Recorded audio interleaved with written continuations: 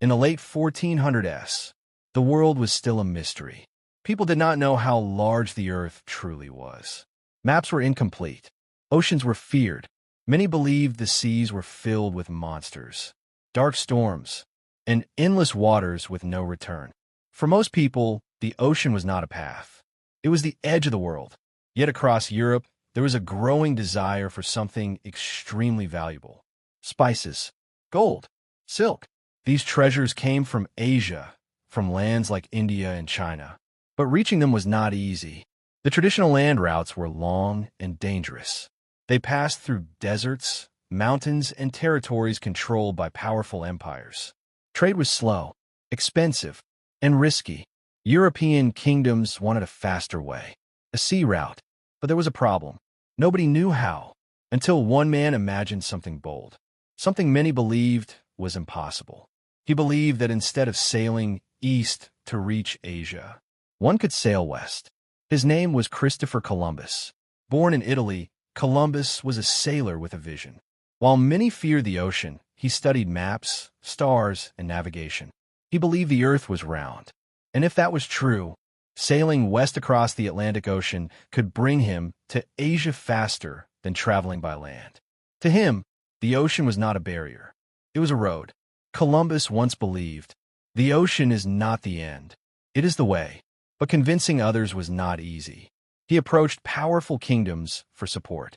First, Portugal. They rejected him. Then England. They refused. Then France. They also said no. They believed his journey would be too long, too dangerous. Many even feared sailors would fall off the edge of the earth. Years passed. Columbus continued to wait. Until finally, Spain listened.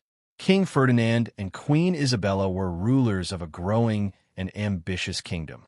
They saw potential in Columbus's plan. It was risky, but the reward could be great. A new route to Asia could bring wealth and power. So they agreed to support his expedition. They gave him 3 ships: Nina, Pinta, Santa Maria. Around 90 men joined the mission.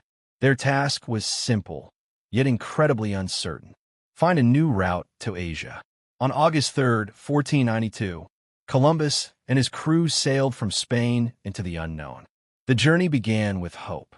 But as days passed, hope slowly turned into fear. Days became weeks. Weeks became months. Still, there was no land. Food supplies began to spoil. Fresh water became limited. The endless ocean surrounded them. The crew grew anxious. Some sailors whispered, "We are lost." Others feared, "We will never return." Doubt spread across the ships. The vast ocean felt like a prison. Some even considered turning back. There were talks of mutiny, but Columbus refused. He encouraged his men to stay strong. "Have faith," he said. "Land is near." But was it? After nearly 70 days at sea, strange signs began to appear. Floating plants drifted past the ships. Birds were seen flying overhead. The water currents felt different. These were signs of land. Hope returned. And then, on October 12th, 1492, a sailor shouted from the deck, "Land!" After weeks of uncertainty, they had finally reached shore. It was an island in the Bahamas. Columbus believed he had reached India, so he called the local people Indians. But he was mistaken. He had not reached Asia. He had arrived somewhere entirely new, a land unknown to Europe, a continent that would later be called the Americas. The people who lived there were curious and peaceful. They welcomed the newcomers. These native inhabitants had lived on these lands for thousands of years, long before Columbus ever arrived. Columbus explored nearby islands. He traveled to places like Cuba and Hispaniola. But during this exploration, tragedy struck.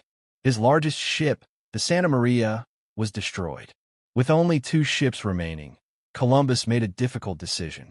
He left some of his men behind on the island and returned to Spain. When Columbus arrived back in Spain, he was celebrated. Many believed he had discovered a new route to Asia. He was welcomed as a hero. More voyages followed. More lands were explored.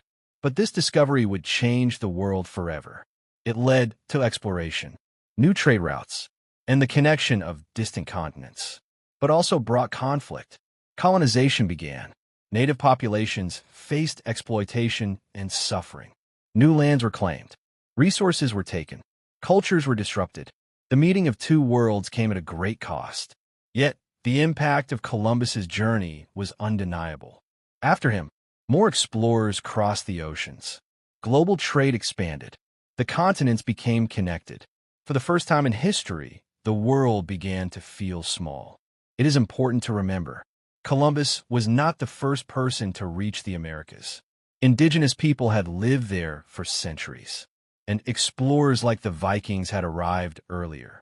But Columbus's voyage sparked something different.